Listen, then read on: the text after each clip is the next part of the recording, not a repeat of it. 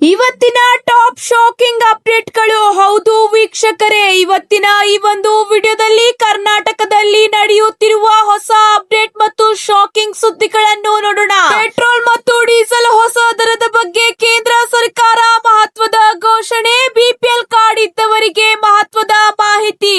ಗೃಹ ಲಕ್ಷ್ಮಿ ಯೋಜನೆ 30ನೇ ಕಂತಿನ ಹಣ ಹೊಸ ಅಪ್ಡೇಟ್. ಎಲ್ಪಿಜಿ ಗ್ಯಾಸ್ ಸಿಲಿಂಡರ್ ದಾರರಿಗೆ ಬಿಗ್ ಶಾಕಿಂಗ್ ನ್ಯೂಸ್.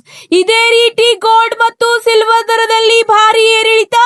ಕರ್ನಾಟಕದಲ್ಲಿ ಬಿಸಿಲು ಹೆಚ್ಚಳ, ಹೀಟ್ ಅಲರ್ಟ್. ಇದೇ ರೀತಿ ಎಲ್ಲಾ ಮಾಹಿತಿಗಳನ್ನು ನೋಡೋಣ. ತಪ್ಪದೆ ಈ ಒಂದು ವಿಡಿಯೋನ ಕೊನೆ ತನಕ ನೋಡಿ. ಈ ಒಂದು ಮಾಹಿತಿ ಇಷ್ಟವಾದಲ್ಲಿ ಲೈಕ್ ಮತ್ತು ಶೇರ್ ಮಾಡಿಕೊಳ್ಳಿ. ಮತ್ತೆ ತಪ್ಪದೆ ನಮ್ಮ ಚಾನೆಲ್ ಸಬ್ಸ್ಕ್ರೈಬ್ ಮಾಡುವುದನ್ನು ಕೂಡ ಮರೆಯಬೇಡಿ. ಹಾಗಾದ್ರೆ ಬನ್ನಿ ವೀಕ್ಷಕರೇ, ಮೊದಲನೆಯ ಒಂದು ಟಾಪ್ ಬ್ರೇಕಿಂಗ್ ಸುದ್ದಿ ಏನೆಂದು ನೋಡೋಣ. ಜಾಗತಿಕ ತೈಲ ಪೂರೈಕೆ ನಾಡಿ ಮಿಡಿತವಾಗಿರುವ ಹಾರ್ಮುಜ್ ಜಲಸಂಧಿಯಲ್ಲಿ ಅಮೆರಿಕ ಮತ್ತು ಇರಾನ್ ನಡುವಿನ ಸಂಘರ್ಷ ಈಗ ಅಕ್ಷರಶಃ ಸ್ಫೋಟಕ ಹಂತಕ್ಕೆ ತಲುಪಿದೆ. ಜಲಸಂಧಿಯಲ್ಲಿ ಮೈನ್ಗಳನ್ನು ಇರಿಸಲು ಪ್ರಯತ್ನಿಸುವ ಇರಾನ್ ಯಾವುದೇ ನೌಕೆಗಳನ್ನು ಕಂಡು ಕೂಡಲೇ ಗುಂಡಿಕ್ಕಿಕೊಳ್ಳುವಂತೆ ಅಮೆರಿಕದ ನೌಕಾಪಡೆಗೆ ಅಧ್ಯಕ್ಷ ಡೊನಾಲ್ಡ್ ಟ್ರಂಪ್ ಕಟ್ಟುನಿಟ್ಟಿನ ಆದೇಶ ನೀಡಿದ್ದಾರೆ. ಈ ಬಗ್ಗೆ ತಮ್ಮ ಟ್ರೂತ್ ಸೋಷಿಯಲ್ ಖಾತೆಯಲ್ಲಿ ಪೋಸ್ಟ್ ಕೂಡ ಮಾಡಿದ್ದಾರೆ. ಹೌದು, ಅಮೆರಿಕದ ನೌಕಾಪಡೆಗೆ ಯಾವುದೇ ಮುಲಾಜಿಲ್ಲದೆ ಕಠಿಣ ಕ್ರಮ ಕೈಗೊಳ್ಳಲು ಸೂಚಿಸಿದ್ದಾರೆ. ಇರಾನ್ನ ನೌಕಾಪಡೆಯ ಸಣ್ಣ ಬೋಟ್ಗಳನ್ನು ಹಾರ್ಮುಜ್ ಜಲಸಂಧಿಯಲ್ಲಿ ಅಕ್ರಮವಾಗಿ ಮೈನ್ಗಳನ್ನು ಅಳವಡಿಸಿರುವ ವರದಿಗಳ ಬೆನ್ನಲ್ಲೇ ಟ್ರಂಪ್ ಈ ಕ್ರಮಕ್ಕೆ ಮುಂದಾಗಿದ್ದಾರೆ. ಇದೇ ಅಷ್ಟೇ ಅಲ್ಲದೆ ಭಾರತವು ಒಂದು ಮಹಾನ್ ದೇಶವಾಗಿದ್ದು ನನ್ನ ಅತ್ಯಂತ ಆಪ್ತ ಸ್ನೇಹಿತನಲ್ಲಿ ಉನ್ನತ ಸ್ಥಾನದಲ್ಲಿದ್ದಾರೆ ಎಂದು ಅಧ್ಯಕ್ಷ ಡೊನಾಲ್ಡ್ ಟ್ರಂಪ್ ಅವರು ಹೇಳಿದ್ದಾರೆ ಎಂದು ಅಮೆರಿಕ ರಾಯಭಾರ ಕಚೇರಿಯ ವಕ್ತಾರರು ತಿಳಿಸಿದ್ದಾರೆ. ಹೌದು ವೀಕ್ಷಕರೇ, ಭಾರತ ಮತ್ತು ಚೀನಾ ವಿರುದ್ಧ ಏಕಾಂಗಿಯ ನಿಂದನೆ ಇರುವ ಪತ್ರವನ್ನು ಟ್ರಂಪ್ ಅವರು ಟ್ರೂತ್ ಸೋಷಿಯಲ್ ಮೀಡಿಯಾದಲ್ಲಿ ಹಂಚಿಕೊಂಡಿದ್ದಾರೆ. ಇದರ ಜೊತೆಗೆ ಮುಂದಿನ ಟಾಪ್ ಬ್ರೇಕಿಂಗ್ ಸುದ್ದಿ ಏನೆಂದರೆ, ಕೆಪಿಸಿಸಿ ಅಧ್ಯಕ್ಷರು ಆಗಿರುವ ಮುಖ್ಯಮಂತ್ರಿ ಡಿಕೆ ಶಿವಕುಮಾರ್ ಅವರು ದೆಹಲಿಗೆ ಭೇಟಿ ನೀಡಿದ್ದಾರೆ. ನಾನು ಹೈಕಮಾಂಡ್ ನಾಯಕರನ್ನು ಭೇಟಿಯಾಗಿದ್ದೇನೆ, ಆದರೆ ಅವರು ಯಾರು ಎಂದು ಹೇಳುವುದಿಲ್ಲ ಎಂದು ಮಾಧ್ಯಮಗಳ ಪ್ರಶ್ನೆಗೆ ಉತ್ತರಿಸಿದ್ದಾರೆ. ಮುಖ್ಯಮಂತ್ರಿ ಸಿದ್ದರಾಮಯ್ಯ ಹಾಗೂ ಆಪ್ತ ಸಚಿವರೊಂದಿಗಿನ ಸಭೆಯಲ್ಲಿ ದಾವಣಗೆರೆ ದಕ್ಷಿಣ ಕ್ಷೇತ್ರದ ಸಂಬಂಧ ಅಲ್ಪಸಂಖ್ಯಾತ ನಾಯಕರ ಮೇಲೆ ಆತುರದ ಕ್ರಮವಾಗಿರುವ ಬಗ್ಗೆಯೂ ಕೂಡ ಅಸಮಾಧಾನ ವ್ಯಕ್ತವಾಯಿತು. ಸಭೆಯಲ್ಲಿ ಸಿದ್ದರಾಮಯ್ಯನವರು ಸಲೀಂ ಅಹಮದ್ ಮತ್ತು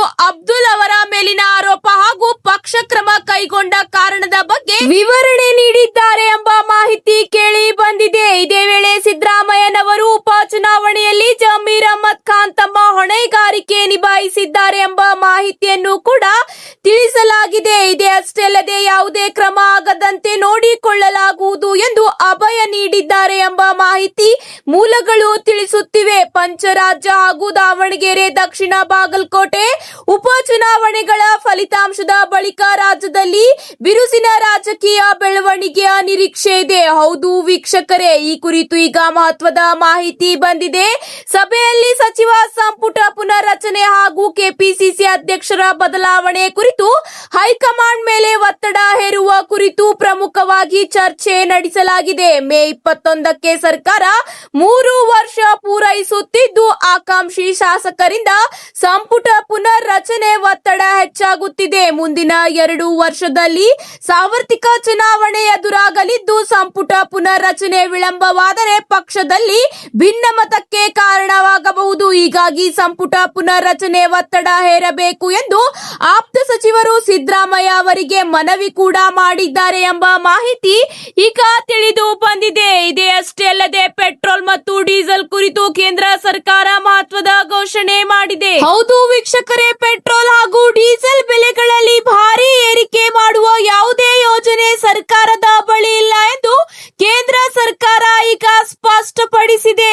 ಈ ಮೂಲಕ ಸಾಮಾಜಿಕ ಸಾಮಾಜಿಕ ಮಾಧ್ಯಮಗಳಲ್ಲಿ ಹರಿದಾಡುತ್ತಿರುವ ವದಂತಿಗಳಿಗೆ ಬ್ರೇಕ್ ಹಾಕಲಾಗಿದೆ. ಲೀಟರ್ಗೆ 25ರಿಂದ 28 ರೂಪಾಯಿವರೆಗೆ ಇಂಧನ ದರ ಏರಿಕೆಯಾಗಬಹುದು ಎಂಬ ವರದಿಗಳು ಸರ್ಕಾರ ಖಂಡಿಸಿದ್ದು, ಅಂತಹ ಯಾವುದೇ ಪ್ರಸ್ತಾವನೆ ಪರಿಗಣನೆ ಇಲ್ಲ ಎಂದು ತಿಳಿಸಲಾಗಿದೆ.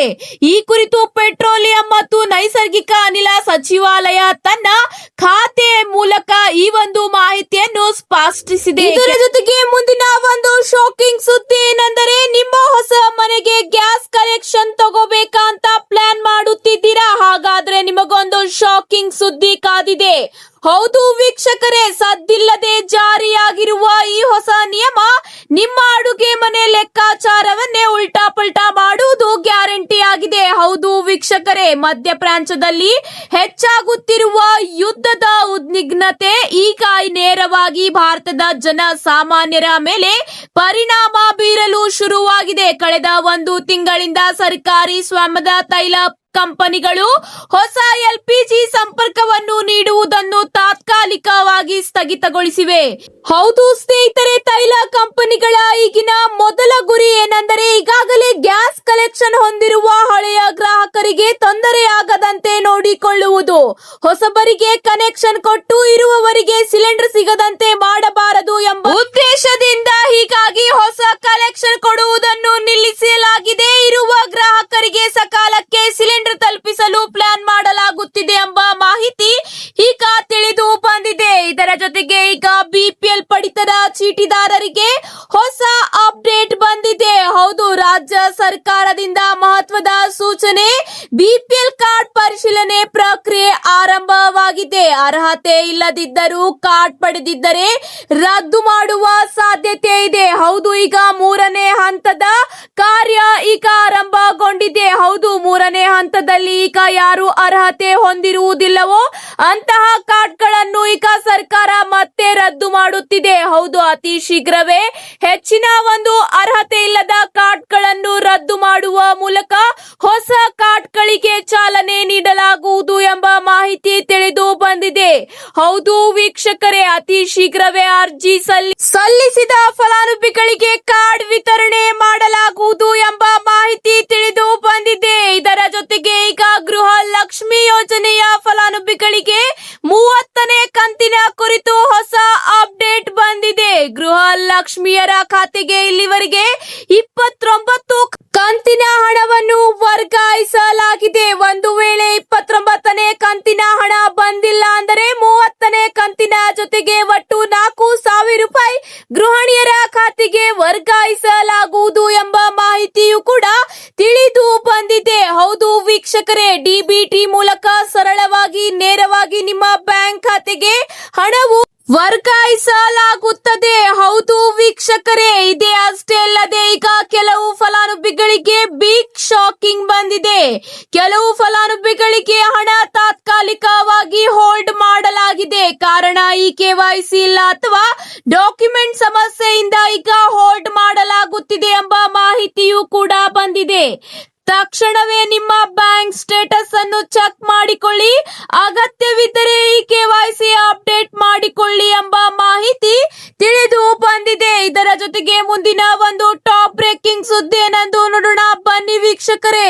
ಕರಾವಳಿ ಕರ್ನಾಟಕದಾದ್ಯಂತ ಸೂರ್ಯನ ಪ್ರತಾಪ ಹೆಚ್ಚಾಗಿದ್ದು, ಮುಂದಿನ 5 ದಿನಗಳ ಕಾಲ ಉಡುಪಿ, ದಕ್ಷಿಣ ಕನ್ನಡ ಮತ್ತು ಉತ್ತರ ಕನ್ನಡ ಜಿಲ್ಲೆಗಳಿಗೆ ತೀವ್ರ ಬಿಸಿಲು ಹಾಗೂ ತೇವಾಂಶ ಭರಿತ ವಾತಾವರಣ ಮುಂದುವರಿಯಲಿದೆ ಎಂದು ಭಾರತೀಯ ಹವಾಮಾನ ಇಲಾಖೆ ಮುನ್ಸೂಚನೆ ನೀಡಿದೆ.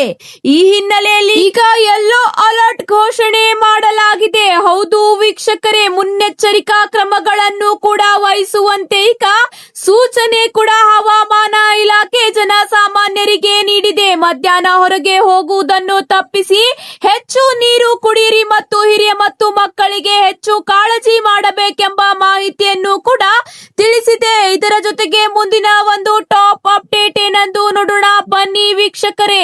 ಇತ್ತೀಚಿನ ದಿನಗಳಲ್ಲಿ ಗೋಲ್ಡ್ ದರ ಸ್ವಲ್ಪ ಇಳಿಕೆಯಾಗಿದೆ, ಆದರೆ ಮಾರುಕಟ್ಟೆಯಲ್ಲಿ ಇನ್ನೂ ಏರಿಳಿತ ಕಾಣಿಸುತ್ತಿದೆ. ಹೌದು ವೀಕ್ಷಕರೇ, ಗೋಲ್ಡ್ ರೇಟ್ ನೋಡುವುದಾದರೆ 24 ಕ್ಯಾರೆಟ್ ಚಿನ್ನದ ಬೆಲೆ 15,500 ರೂಪಾಯಿ ಆಗಿದೆ.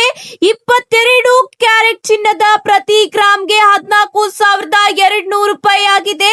18 ಕ್ಯಾರೆಟ್ ಚಿನ್ನದ ಬೆಲೆ ಪ್ರತಿ ಗ್ರಾಮ್ಗೆ 11,700 ರೂಪಾಯಿ ಆಗಿದೆ. ಇದೇ ರೀತಿ ಬೆಳ್ಳಿ ಬೆಲೆ ನೋಡುವುದಾದರೆ ಪ್ರತಿ ಗ್ರಾಮ್ಗೆ 260ರಿಂದ 255 ರೂಪಾಯಿ ಆಗಿದೆ. ಪ್ರತಿ ಕೆಜಿಗೆ 2,55,000ದಿಂದ 2,65,000 ರೂಪಾಯಿ ಆಗಿದೆ. ಬೆಳ್ಳಿ ದರದಲ್ಲಿ ಇತ್ತೀಚೆಗೆ ಸ್ವಲ್ಪ ಇಳಿತ ಮತ್ತು ಏರಿಳಿತ ಕಂಡು ಬಂದಿದೆ. ಕೆಲ ದಿನಗಳಿಂದ 1,000 ತನಕ ಕುಸಿತ ಕಂಡಿದೆ. ಹೌದು, ಗೋಲ್ಡ್ ದರ ಇತ್ತೀಚೆಗೆ ಸ್ವಲ್ಪ ಕಡಿಮೆಯಾಗಿದೆ. ಸಿಲ್ವರ್ ರೇಟ್ ಕೂಡ ಏರಿಳಿತ ಕಾಣುತ್ತಿದೆ.